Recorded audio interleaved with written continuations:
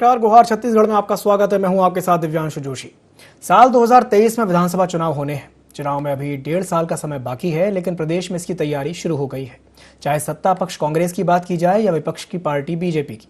प्रदेश के मुख्यमंत्री 4 मई से सभी 90 विधानसभा का दौरा करने जा रहे हैं, जिससे द्वार द्वार सरकार नाम दे रही है।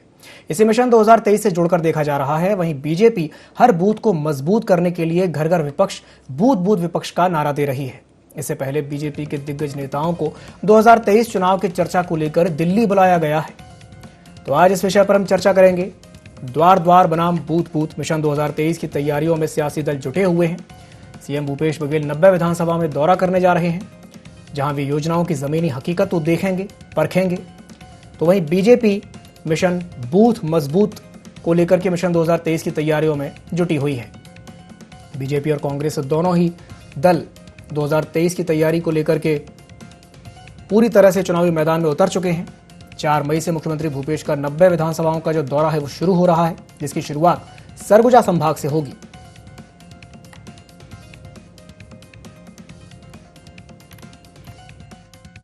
आऊंगा तो रायपुर की विधानसभा में जाऊंगा। मैं तो पूरे 90 विधानसभा में जाने वाला हूं, चाहे वो शहर के हों चाहे गांव के हों। और ये दौरा केवल गांव भर का नहीं होगा, शहरों का भी होगा। शहरों में भी जहाँ नगर पालिका है, नगर पंचायतें, वहाँ भी हम लोग जाएंगे। ग्रामीण क्षेत्र में जाएंगे, वहाँ के किसानों से, वहाँ के नौजवानों से, महिलाओं से, आदिवासियों से, व्यापारियों से, सबसे मुलाकात होगी। पूरे प्रदेश में कांग्रेस की स्थिति खराब है। मुख्यमंत्री ने स्वीकार कर लिया है उनकी स्थिति ठीक नहीं है। 34 विधायक का वो खुद बोल रहे हैं कि उनकी स्थिति बहुत खराब है। और उसके साथ में मुख्यमंत्री ने स्वीकार कर लिया है कि अब सरकार की इनकी बस की बात नहीं है कि कांग्रेस सरकार में रिपीट हो सके। इस बात को लेकर के पूरे संगठन और सरकार घबराई हुई है। ये औचक निरीक्षण की बात करते हैं। आपने क्षेत्र के जनता को क्या दिया है कि जिसके निरीक्षण करके ठीक करें? 3.25 साल तक जनता इंतजार करी है और करने के बाद में हासिल आई शून्य है। और इनके निरीक्षण करने से या मुख्यमंत्री के जाने से अब तो एक प्रतिस्पर्धा हो गई है। अब इससे कुछ होने वाला नहीं है। कितना ही औचक निरीक्षण कर ले, मंत्री जाए, मुख्यमंत्री जाए, जनता ने छत्तीसगढ़ के तय कर लिया है कि 2023 में इस सरकार की विदाई करेगी। अब उनको लगने लगा है कि जनता के बीच जनाधार खिसक गया है, तो जनता के बीच जाएं। हम लोगों ने ग्राम स्वराज यात्रा निकालते थे गर्मियों में और पूरे प्रशासनिक के ढांचे को सक्रिय कर देते थे। पूरे साल भर के पेंडिंग काम समाप्त हो जाते थे। इनका राजनीतिक दौरा रहेगा। स्वरूप का काम राष्ट्रीय नेतृत्व का है और आज तो संगठनात्मक और गतिविधियां और भविष्य में क्या क्या जनता की समस्याओं को लेकर भारतीय जनता पार्टी आंदोलन करेगी। उसमें भारतीय जनता पार्टी कहता हूं तो उसमें भारतीय जनता पार्टी, युवा मोर्चा, महिला मोर्चा और सभी आनुषंगिक संगठन मिलके जो कार्य योजना होगा उस पर एक रोड मैप बनेगा। तो मिशन 2023 को लेकर के बीजेपी और कांग्रेस दोनों ही दल मैदान में उतर चुके हैं। दोनों ही दलों ने कमर कस ली है। आज इसी विषय पर हम चर्चा करेंगे गुहार छत्तीसगढ़ के इस कार्यक्रम में, जहां बीजेपी और कांग्रेस की तैयारियां तेज हो गई हैं। सबसे पहले मेहमानों से आपका परिचय करवा दें। हमारे साथ चर्चा में जुड़ेंगे अनुराग सिंहदेव, जो कि बीजेपी प्रवक्ता हैं। साथ ही साथ हमारे साथ कांग्रेस का पक्ष रखने के लिए रवि गोलानी जी जुड़ेंगे, जो कि कांग्रेस के प्रवक्ता हैं। साथ ही साथ हमारे साथ वरिष्ठ पत्रकार, राजनीतिक विश्लेषक लखन चौधरी भी हमारे साथ जुड़ेंगे। आप तीनों मेहमानों का बहुत बहुत स्वागत है IND24 में। सबसे पहले मैं शुरुआत करना चाहूंगा रवि गोलानी जी से। रवि गोलानी जी, आपसे जानना चाहेंगे, अभी हमने नेता प्रतिपक्ष धर्मलाल कौशिक जी की बात सुनी। उनका कहना यह है कि कांग्रेस की जो स्थिति है वो पूरे प्रदेश में बहुत ज्यादा खराब है, इसलिए मुख्यमंत्री भूपेश बघेल जो 90 विधानसभा क्षेत्र हैं उनका दौरा करेंगे। क्या कहेंगे इस पर? देखिए, मैं भारतीय जनता पार्टी को यही कहना चाहूंगा कि अभी वर्तमान में खैरागढ़ उपचुनाव हुआ है और उन्हें मुंह की खानी पड़ी है। माननीय मुख्यमंत्री जी प्रदेश का चौतरफा विकास कर रहे हैं, जिसका आप देख सकते हैं कि आज से 3 साल पहले हमारे पास 67 सीट्स थी, आज 71 सीटें हैं। तो उनका ये कहना कि हमारा कोई भी कुछ नहीं हो रहा है, तो उसके बारे में मैं इतना ही कहूंगा कि आप धरातल पर जाइए, जनता से मिलिए और देखिए माननीय मुख्यमंत्री जी किस प्रकार के लोगों की मदद कर रहे हैं, किस प्रकार से लोगों का विकास कर रहे हैं। तो उनकी बात को मैं बहुत ज्यादा तवज्जो नहीं दे सकता सर। वो तो ये भी कह रहे हैं कि आपकी जो सियासी जमीन है वो कहीं ना कहीं जो है खिसक रही है, इसके चलते अब मुख्यमंत्री भूपेश बघेल जो है सक्रिय हो गए हैं, क्या कहेंगे इस पर?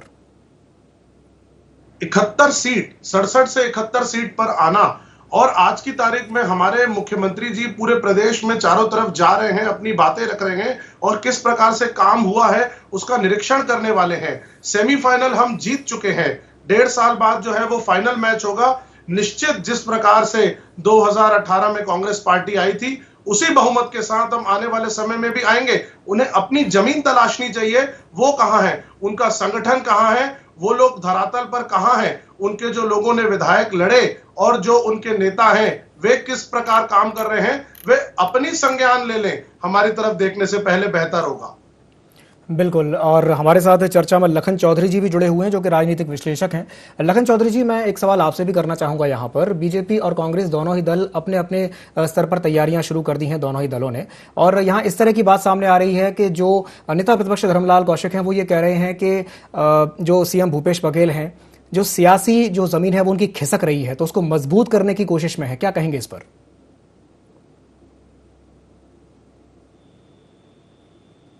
लखन चौधरी जी, क्या आप मेरी आवाज सुन पा रहे हैं? हाँ, अभी आई है आपकी आवाज। जी जी जी, मेरा आपसे सवाल यही है कि नेता प्रतिपक्ष धर्मलाल कौशिक ने यह कहा है कि सीएम भूपेश बघेल की जो सियासी जमीन है वो खिसक रही है, उसको मजबूत करने के लिए वो प्रयास कर रहे हैं। क्या कहेंगे इस पर? देखिए, ऐसी बात नहीं है कि भूपेश बघेल जी का जो 4 मई से होने वाला जो दौरा है वो उसको इस तरह से देखने की बजाय दूसरी तरह से देखना चाहिए। मुझे लगता है कि धर्मलाल कौशिक जी जब ये कहते हैं कि सियासी जमीन खिसक रही है तो ये पूरी तरह से निराधार है, बेबुनियाद है। भाई, लगातार 3.5 साल में भूपेश बघेल जी ने 4 जो विधानसभा के उपचुनाव थे उसमें उन्होंने जीत दर्ज कराई है। नगर पालिका, नगर निगम, ग्राम पंचायतों के तमाम जो चुनाव हुए हैं उसमें सब में कांग्रेस को भारी जीत मिली है। तो इसको इस तरह देखना मुझे लगता है कि ये थोड़ा सा अतिरेक है। देखिए, ऐसा नहीं है कि रमन सिंह भी जब मुख्यमंत्री थे तो भी जब चुनाव का समय आता था तो इस तरह से औचक निरीक्षण करते थे, दौराएं करते थे और कहीं पर भी कभी भी बगैर सूचना के पहुंच जाते थे और जनता से जुड़ने का जो कार्यक्रम होता था वो होता था और संगठन को मजबूत करने के लिए वो भी इस तरह के उपाय करते थे। तो उसी क्रम में इसको देखा जाना चाहिए, मुझे लगता है। जहां तक बात जो है अभी पिछले 2-3 दिनों से या कहें कि सप्ताह भर से छत्तीसगढ़ में जिस तरह से सियासत गर्म है और भाजपा के सारे बड़े नेताओं को दिव्यांशु जी अभी पिछले 1-2 दिन में जिस तरह से सूचना मिली है और ये सब दिल्ली की ओर जा रहे हैं और कहा जा रहा है कि दिल्ली में बड़ी बैठक होने वाली है, तो उसकी वजह से सियासत गर्म हुई है। और इन सब चीजों को लेकर भी कांग्रेस जो संगठन है, भूपेश बघेल है, वो सक्रिय हुए हैं एक तरह से और सचेत भी हुए हैं और होना भी चाहिए। देखिए कि 1.5 साल तो हम कह रहे हैं लेकिन 1.5 साल का भी समय अब बचा नहीं है आगामी 2023 के चुनाव के लिए। तो निश्चित रूप से अपने संगठन को मजबूत करने के लिए, अपने लोगों में एक विश्वास भरने के लिए हर पार्टी इस तरह का काम कर रही है। पिछले 15 महीना दिन से भाजपा के बड़े बड़े कद्दावर नेता जो है छत्तीसगढ़ के बस्तर का दौरा कर रहे हैं, लगातार दौरा कर रहे हैं। तो इससे पार्टी जो है भाजपा भी अपने मजबूती के लिए प्रयास कर रही है, तो कांग्रेस भी कर रही है। इसमें कहीं कोई जो है इनको शिकायत नहीं होनी चाहिए। बिल्कुल। हमारे साथ चर्चा में अनुराग सिंहदेव जी भी जुड़े हुए हैं। अनुराग जी, मैं आपसे जानना चाहूंगा कि मुख्यमंत्री भूपेश बघेल अब 4 तारीख से जो 90 विधानसभाएं हैं उन सभी का दौरा करेंगे और जो जमीनी स्थिति है वहां पर जाकर के इसका जायजा लेंगे। आप इसे किस तरीके से देखते हैं? देखिए दिव्यांशु जी, ये पिछले 4 साल की यदि हम बात करें जी, तो मुझे नहीं लगता है कि मुख्यमंत्री जी ने प्रदेश के अलग अलग हिस्सों का प्रवास किया, नंबर 1। दूसरा ये कि जितने सरकार के मंत्री और प्रभारी मंत्री थे, इनको कभी हम लोगों ने समीक्षा बैठकें लेते, औचक निरीक्षण करते, अपने विभागों की समीक्षा करने या प्रभारी मंत्री के नाते उस जिले की समीक्षा करते हुए बहुत कम पाया। तो कुल मिलाकर 4 साल में जो एक नेग्लिजेंसी इस सरकार ने की है, अब जन समस्याओं, चाहे रेवेन्यू प्रकरण हो, आप देखेंगे कोर्ट के अंदर, कलेक्ट्रेट के अंदर, एसडीएम के यहाँ, तहसीलदार के अंदर, उसकी एक लंबी एक फहरिस्त है, एक लंबी लिस्ट बन चुकी चुकी है उसका निराकरण नहीं हो रहा है। अनेकों समस्याएं, योजनाएं पेंडिंग है, उसका निराकरण नहीं हो रहा है। लोगों का कहीं न कहीं बहुत सारी समस्याएं हैं, उसका निराकरण नहीं हो रहा है। तो अब ये 4 साल के बाद जब ट्रेन छूट चुकी है, तो इस परिस्थिति में ये उसको कंपनसेट करने के लिए दौरा करने की कोशिश कर रहे हैं जी। और दूसरी बात यह है कि इनके विधायकों का रिपोर्ट कार्ड भी अभी सार्वजनिक हुआ, जिसमें से कई विधायकों की हालत गंभीर बताई जा रही है। अब उसको भी दुरुस्त करना चाहते हैं, लेकिन ये अब जो है ये सारी बातें जनता के सामने उजागर हो चुकी है कि सरकार का न तो डेवलपमेंट से न जनहित से कोई लेना देना नहीं है। ये भ्रष्टाचार से लिप्त सरकार है और इनके ऊपर भ्रष्टाचार के चार्जेस हैं और खास तौर पर इनके एमएलएस के ऊपर, इनके मंत्रियों के ऊपर। अब ये ट्रेन छूट चुकी है, इस पर अब सवार होने से कोई फायदा नहीं। जी, क्या वाकई में ट्रेन छूट चुकी है? इसका जवाब मैं लेना चाहूंगा रवि गुलानी जी से। रवि जी, वो कह रहे हैं कि ट्रेन छूट चुकी है, साथ ही साथ उन्होंने एक शब्द का उपयोग किया, वो कह रहे हैं नेग्लिजेंस। वो कह रहे हैं कि 3.5 साल या 4 साल कहें कि सरकार ने बिल्कुल एकदम नेग्लिजेंस वाला रवैया रखा है। तो इसे लेकर के आप क्या कहते हैं? आप इसे किस तरीके से देखते हैं? सर, मैं भारतीय जनता पार्टी के हमारे जो प्रवक्ता जी बैठे हैं, मैं उनसे पूछना चाहूंगा जी कि आप ट्रेन छूट चुकी है की बात कर रहे हैं। 23 ट्रेनें छत्तीसगढ़ की कैंसिल कर दी गई थी रातों रात, और इसके ऊपर हमारे माननीय मुख्यमंत्री जी ने त्वरित कार्यवाही करते हुए राष्ट्रीय स्तर पर बातें की, अपने अधिकारियों को लगाया और जाकर के कुछ ट्रेनें अभी हमारी शुरू हो पाई हैं। तो क्लियर कट ये बात आती है कि हमारे प्रदेश के साथ जो है वो केंद्र कई बार सौतेला व्यवहार करती है। अब बात आ रही है इनकी ग्रॉस नेग्लिजेंट की। तो ग्रॉस नेग्लिजेंट की बात के लिए मैं भारतीय जनता पार्टी के हमारे लोगों को मैं बताना चाहूंगा आपके चैनल के माध्यम से और सारे प्रदेश की जनता को कि हमारे मुख्यमंत्री जी द्वारा जो जन घोषणा पत्र में कांग्रेस पार्टी ने वादे किए थे, उस पर एक एक करके माननीय मुख्यमंत्री भूपेश बघेल जी अमल करते जा रहे हैं, जिसका रीसेंट एग्जांपल है ओल्ड पेंशन स्कीम।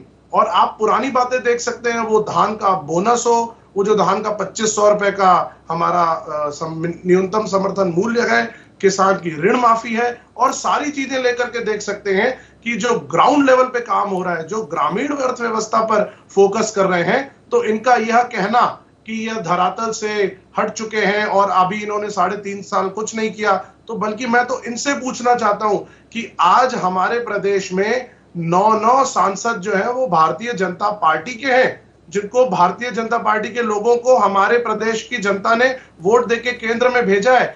वो अपना योगदान तो बताएं कि उन्होंने क्या किया है पिछले 3 वर्षों में। क्या उन लोगों ने ऐसा काम किया है जिसके लिए आज वो कहेंगे कि उन्हें कुछ गर्व महसूस हो रहा है? एक छोटी सी चीज भी उन 9 सांसदों ने हमारे प्रदेश में कुछ भी नहीं दी है। और माननीय मुख्यमंत्री जी की अगर हम बात करें तो वो Swami Atmanand English medium school से लेकर के देख लीजिए, जिस प्रकार से एडमिशन की होड़ लग रही है, बच्चों को, माँ बाप लोगों को लग रहा है कि हम सरकारी इंग्लिश मीडियम स्कूल में बच्चों को पढ़ाएंगे। जो आधुनिकीकरण किया गया है, संस्कृति पर अगर हम बात करें, प्रदेश की संस्कृति, 15 साल से भारतीय जनता पार्टी की सरकार थी, प्रदेश की संस्कृति पर इनका 1% भी ध्यान नहीं था। आज माननीय मुख्यमंत्री जी ने प्रदेश की संस्कृति को देश ही नहीं विदेश में एक अलग पहचान दिलाई है।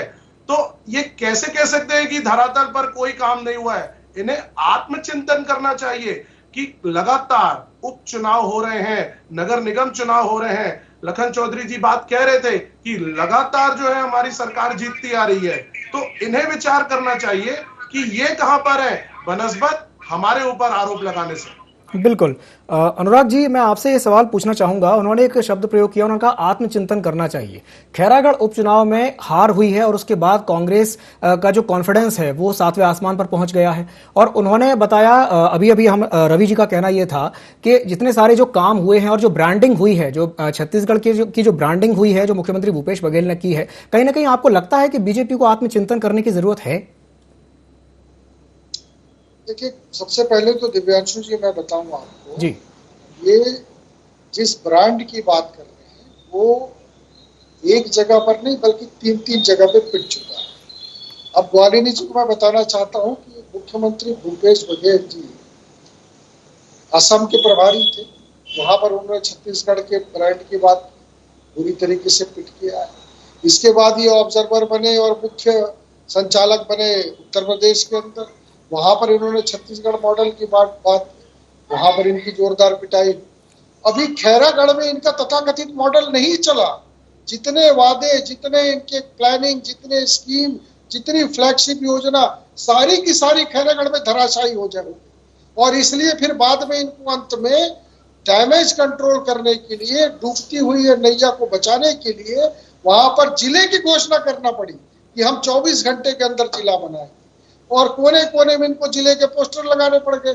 तहसील बनाएंगे, बताना पड़ा कि हम 12.5 में तहसील बनाएंगे, यहाँ पर एसडीएम बैठाएंगे। तो इस प्रकार के वादे इनको करने पड़े। तो ये तो प्रत्यक्ष को प्रमाण की आवश्यकता नहीं है, ये सादृश्य हो गया कि इनकी योजनाएं, इनकी स्कीम्स वो सारे स्तर पर पिट चुकी है। अब ये इनकी आखिरी गिनती शुरू है। 2023 से पहले जो स्थिति है इनकी वो सामने है। एक बात मैं और इसका उत्तर देना चाहता हूँ, छत्तीसगढ़ में बीजेपी ने क्या किया। अभी केंद्रीय मंत्री ज्योतिरादित्य सिंधिया का प्रवास था, उन्होंने कहा कि छत्तीसगढ़ को इससे पहले कभी इतनी बड़ी राशि नहीं मिली जितनी केंद्र ने इस बार दी, 1 लाख करोड़ रुपया। जब 1 लाख करोड़ का आंकड़ा दिया तो छत्तीसगढ़ के जो कांग्रेस के नेता है इनके पेट में दर्द होने लगा, क्योंकि इससे पहले तो ये फर्जी आंकड़े बताया करते थे। तो सारा अकाउंटेंसी, सारा आंकड़ा दे दिया कि हमने अभी तक के छत्तीसगढ़ के इतिहास में केंद्र की सरकार ने सर्वाधिक राशि छत्तीसगढ़ को दी है, जिसका बंदरबाट और दुरुपयोग छत्तीसगढ़ सरकार कर रही है। जी बिल्कुल, लखन चौधरी जी भी हमारे साथ जुड़े हुए हैं। लखन चौधरी जी, यही सवाल मैं आपसे भी पूछना चाहूंगा कि खैरागढ़ उपचुनाव में बीजेपी की हार के बाद क्या आपको लगता है कि कहीं ना कहीं बीजेपी को आत्मचिंतन करने की आवश्यकता है विधानसभा चुनाव 2023 को ध्यान में रखते हुए? देखिए, और इसके लिए भाजपा जो है मुझे लगता है कि सक्रिय हो चुकी है जी। हम लोग जो आज चर्चा कर रहे हैं, खैरागढ़ विधानसभा उपचुनाव के बाद भाजपा सक्रिय हो चुकी है। और भाजपा ने खबरें तो यहाँ तक है दिव्यांशु जी की अंदरूनी स्तर पर इतनी जोरदार तैयारियां शुरू कर दी हैं कि आने वाले 2023 के चुनाव में कांग्रेस को कड़ी टक्कर देने की स्थिति में भाजपा जा रही है।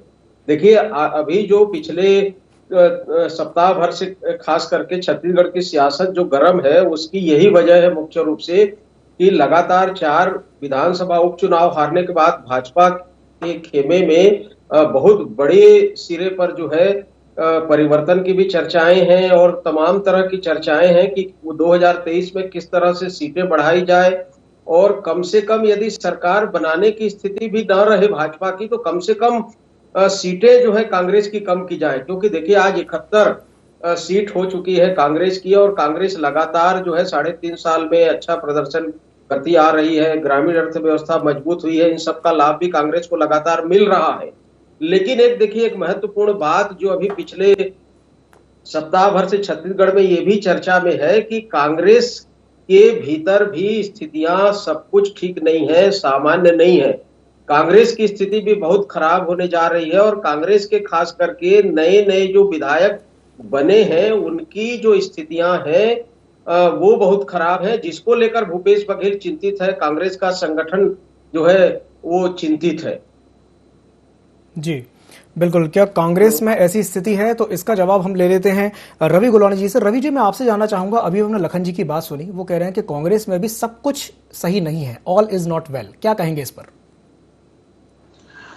देखिए, कांग्रेस में सब कुछ सही है, ये लखन जी ने अपना एक एनालिसिस दिया है। वो एक पत्रकार हैं, उनके एनालिसिस को मैं चैलेंज नहीं करता, लेकिन मैं इतना कहना चाहूंगा कि कांग्रेस में सब कुछ सही है। कांग्रेस में ऐसी कोई तकलीफ नहीं है। कांग्रेस अभी रिसेंटली अगर आप देखेंगे तो 10 लाख से ज्यादा हमने सदस्यों को जोड़ा है। और आज की तारीख में जिस प्रकार से संगठन के प्रति मजबूती आई है, संगठन के प्रति जो आम जनता जो देख रही है, जिस प्रकार से हमारा कुनबा बड़ा होता जा रहा है, इससे भारतीय जनता पार्टी चिंतित जरूर है। अब दूसरी बात जो हमारे अनुराग जी कह रहे थे कि माननीय मुख्यमंत्री जी के लिए वो बोल रहे थे कि वो आसाम गए और उत्तर प्रदेश गए, मैं कहना चाहूंगा कि आप वापस छत्तीसगढ़ में आइए सर। हर जगह की अपनी भौगोलिक स्थिति अलग होती है। वहां की भौगोलिक स्थिति अलग थी, वहां के राजनीतिक विश्लेषक, वहां की चीजें अलग थी। यहां पर आप आइए, छत्तीसगढ़ में क्या हो रहा है। माननीय मुख्यमंत्री जी जा करके अपनी बातें वहां पर रख करके आए हैं, वहां भी उन्होंने संगठन को मजबूत करने की पूरी कोशिश की है। आप छत्तीसगढ़ में आइए, हम आपसे यही कह रहे हैं कि छत्तीसगढ़ में आज की तारीख में मैं आंकड़े पेश करना चाहूंगा कि राष्ट्रीय स्तर पर बेरोजगारी दर 7.9% है, छत्तीसगढ़ में 0.6% है। आप इमेजिन करिए कि राष्ट्रीय स्तर पर बेरोजगारी दर, जहां एक तरफ केंद्र सरकार कहती थी कि हम इतने करोड़ों लोगों को रोजगार देंगे, वहां पर छत्तीसगढ़ का परफॉर्मेंस देखिए 0.6%।